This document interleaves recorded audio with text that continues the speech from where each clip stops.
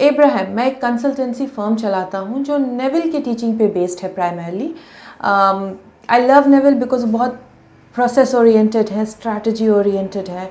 And Neville से मिलने से पहले मैं आपसे मिला, मुझे आप मिली। And I love you because आप बहुत एब्स्ट्रैक्ट हैं, लेकिन मैं बहुत लॉजिकल हूँ। एंड आई फाइंड कि जो नेविल की टीचिंग है, चूँकि वो बहुत प्रोसेस ओरिएंटेड है, मैं कर तो रहा हूँ लेकिन अब वो भी मुझे थोड़ी सी ड्राई हो रही है। बिकॉज मैं जब स्टेप करता हूँ फीलिंग ऑफ विश फुलफिल्ड, और मैं फीलिंग को फाइंड भी करता हूँ। You have not found the feeling yet. आपको वो फीलिंग नहीं मिली, क्योंकि अगर वो फीलिंग आपको मिल गई होती तो आप ऑलरेडी अपने सोर्स के साथ लाइंड अप हो गए होते। ये बात समझ में मुझे आती है कि आपको प्रोसेसेस इतने क्यों चाहिए, क्योंकि आपको लग रहा है कि आप बहुत स्टैंडिंग स्टिल हैं और आपको लग रहा है प्रोसेस आपके लिए इम्पॉर्टेंट है। लेकिन आप जब तक अलाइन नहीं होंगे ये प्रोसेसेस काम नहीं आते हैं। क्या आप मेडिटेट करते हैं? नहीं, मैं मेडिटेट तो नहीं कर पाता हूँ। जब आप मेडिटेट करते हैं तो पता है क्या होता है? मेडिटेशन क्यों इम्पॉर्टेंट है आप लोगों को पता है? जब आप मेडिटेट करते हो तो आप थोड़ी देर के लिए उस रेजिस्टेंस को सबसाइड करते हो जो आपके विश फुलफिलमेंट के बीच में आ रहा है। आप जब, मैं कहती हूँ कुछ नहीं करना है, सिर्फ क्वाइट करो अपने माइंड को। कुछ नहीं तो ये जो इस रूम का एसी चल रहा है उसके ऊपर ध्यान दे के बैठो। कभी ये नहीं सोचोगे कि आई हर्ड बेटर। ऐसा तो नहीं लगेगा कि मैंने इस एसी के साउंड से बेटर एसी का साउंड सुना था। सिर्फ तुम जब उस एसी के साउंड पे ही कंसंट्रेट करोगे तो कोई जजमेंट नहीं होता है। उस एसी के साउंड ने तुम्हारा दिल नहीं दुखाया है, उस एसी के साउंड ने तुम्हारे बारे में बुरा नहीं बोला है, तुम्हें उसके लिए कोई नेगेटिव फीलिंग नहीं है। तुम जज नहीं कर रहे हो उस एसी के साउंड को, तुम्हें सिर्फ उस एसी के साउंड पे ध्यान दे के बैठना है।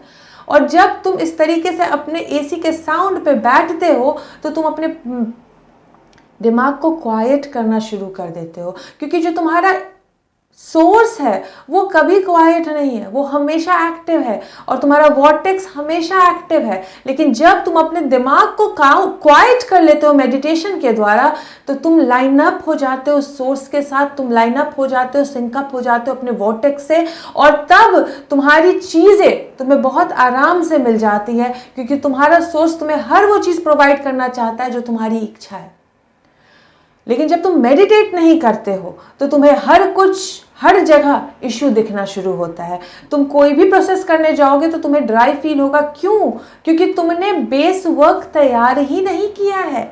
प्रोसेस तब काम आता है जब तुम्हारा दिमाग क्वाइट है, जब तुम मेडिटेशन करके रेजिस्टेंस को सबसाइड कर चुके हो, और तब कोई भी प्रोसेस या स्ट्रैटेजी यूज करते हो तो तुम्हें काम आता है।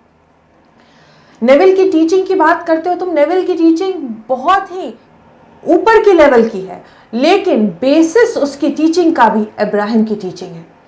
इब्राहिम की टीचिंग जो समझ लेगा उसके बाद वो नेविल की तरफ जाएगा। एस्टर बहुत सारी चीज़ों को ट्रांसलेट नहीं कर पाती है जो इब्राहिम सिखाना चाहते हैं। बहुत सारे साइंटिस्ट हैं इस दुनिया में जो बहुत ज़्यादा जानते हैं, लेकिन एस्टर उन सभी की चीज़ों को नहीं ट्रांसलेट कर सकती है तुम्हारे लिए। नेविल की टीचिंग एक स्टेप अप है इब्राहिम की टीचिंग से। नेविल ने जो भी सिखाया है वो तुम बहुत अच्छे से समझ सकते हो अपनी लाइफ को चेंज करने के लिए, लेकिन बेसिस जो है इब्राहिम की टीचिंग वो समझना पड़ेगा, मेडिटेशन करना पड़ेगा। आई नो तुम लॉजिकल हो, तुम्हें हर चीज लगता है प्रोसेस करके ही कर देनी होती है, क्योंकि स्टैंड स्टिल बैठने में तुम्हारा दिल घबराता है। तुम्हें एक लॉजिकल सी चीज़ दिखी, तुम उस पर फोकस करते हो, उस फोकस को बनाए रखते हो और तब तुमको चीज़ें मिल जाती है। और ठीक उसी तरीके से जब तुम अपने इस बिहेवियर को यूज करोगे मेडिटेशन में तो तुम्हें ज़्यादा बेनिफिट होगा। आप शायद मेडिटेशन करोगे 20 मिनट के लिए और आप उस जगह पे नहीं पहुंचोगे 18 मिनट पे भी, शायद ना ही 19 मिनट पे भी, बट वो जो 1 मिनट आप उस जगह पे पहुंचते हो जहां पे आप अलाइंड होते हो अपने सोच से, वो काफ़ी है आपकी सारी इच्छाओं को पूरा करने के लिए, वो काफ़ी आपके रेजिस्टेंस को सबसाइड करने के लिए। लेकिन meditation has to be the basis of everything, क्योंकि जब तक रेजिस्टेंस सबसाइड नहीं करोगे आपको हर जगह ड्राइनेस फील होगी। जब आप मेडिटेट करते हो, जब आप अलाइंड होते हो अपने सोर्स से, तो सोर्स आपको पाथ दिखाता है। जब आप बेसिस स्टार्ट करते हो, यानी इब्राहिम जो ट्रांसलेट कर रही है एस्टर, उस उस नॉलेज से जब आप अपनी स्टार्टिंग पॉइंट रखते हो तो बहुत सारे टीचर्स हैं जो डिफरेंट डिफरेंट सब्जेक्ट पे डिफरेंट डिफरेंट चीज़ें बताते हैं, जो बाकी लोगों के लिए ज़्यादा काम करती है।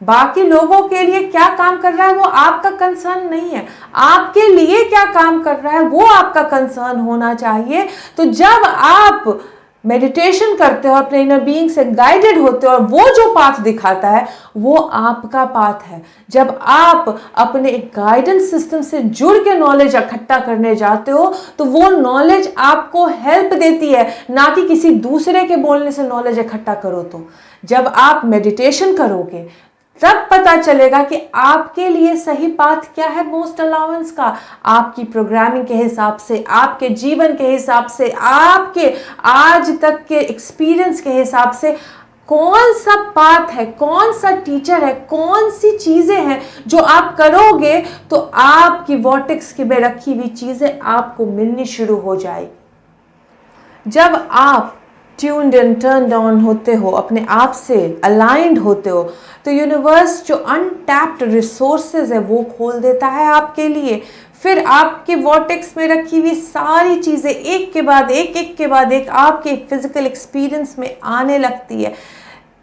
बहुत डिलीशियस एक्सपीरियंस होने लगेगा जब तुम मेडिटेशन करके अलाइनमेंट में आना शुरू कर दोगे, क्योंकि फिर सब कुछ पॉसिबल लगने लगेगा। तो जो तुम करते आ रहे हो वो सारी चीज़ें सही हैं, तुम जो कर रहे हो आज तक वो सब सही है। मैं कोई भी बिट ऑफ रेजिस्टेंस प्रोवाइड नहीं कर रही हूँ तुम्हें। थोड़ा सा अलाइनमेंट सीखो, क्योंकि जब तुम अलाइंड हो जाते हो तो तुम निकल जाते हो इस गूस चेस से और तुम एक अलग पाथ चुनते हो खुद के लिए। ठीक उसी तरीके से जिस तरीके से रिबूट किया जाता है, समझो खुद को रिबूट कर रहे हो तुम। एस्टर का बहुत अच्छा आईटी सपोर्ट बंदा है जैक, वो जैक को जब भी बोलती है, फ़ोन करती है कि उसका कंप्यूटर काम नहीं कर रहा है, तो जैक का पहला क्वेश्चन होता है जो एस्टर को पता भी होता है, बट हर बार वो जैक को फ़ोन करती है ताकि उसके वो रिमाइंड में कराए कि उसको रिबूट करना है। और जैक बोलता है, एस्टर क्या तुमने रिबूट किया है? और रिबूट वो जैसे ही करती है मशीन वैसे ही चलने लगता है। समझो एक कंप्यूटर में ढेर सारे एप्लीकेशन एक साथ खुल गए हैं और तुमको क्या करना होगा उसको ठीक करने के लिए? उस वक्त अगर तुम रीबूट का बटन दबाओगे तुम्हारा सिस्टम वापस से रीस्टार्ट हो जाएगा। तो ठीक उसी तरीके से जब तुम बहुत सारे डिज़ायर्स करते हो, बहुत सारे प्रोसेसेस करते हो, बहुत सारी स्ट्रैटेजी करते हो, बहुत ज़्यादा एप्लीकेशंस खोल दिए हो तुम अपने लाइफ वाले कंप्यूटर में, तो जब मेडिटेशन करते हो तुम तो वो रीबूट का बटन दब जाता है।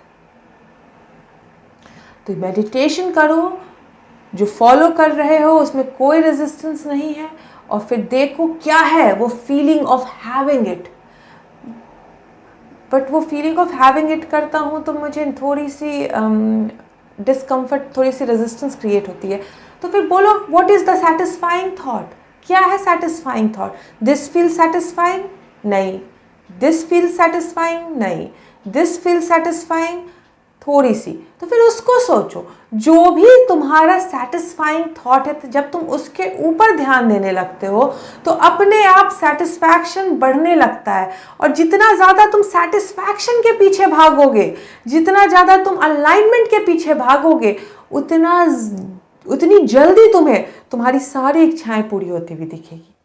प्रोसेस एंड स्ट्रैटेजीज हैं, लेकिन मेडिटेशन बेसिस है वहाँ से निकलने का। और जब तुम अपने इनर बीइंग से अलाइंड होगे तो तुम देखोगे कि तुम्हारे लिए एक परफेक्ट पाथ अनफोल्ड हो रहा है, जिस पे चल के तुम अपनी सारी इच्छाएं पूरी कर लोगे। और दूसरे क्या कर रहे हैं उस पर ध्यान मत दो, दूसरों के लिए कौन सा पाथ है उस पर ध्यान मत दो, कौन सा पाथ तुम्हारे लिए बेनिफिशियल है उस पर ध्यान दो, और देखो अपनी लाइफ में मैजिकल ट्रांसफॉर्मेशन। क्योंकि तुम में मैं वो सारी चीज़ें देख रही हूँ जो काफ़ी है तुम्हारी लाइफ को मैजिकल चेंज करने के लिए। बस थोड़े से रीबूट की ज़रूरत है।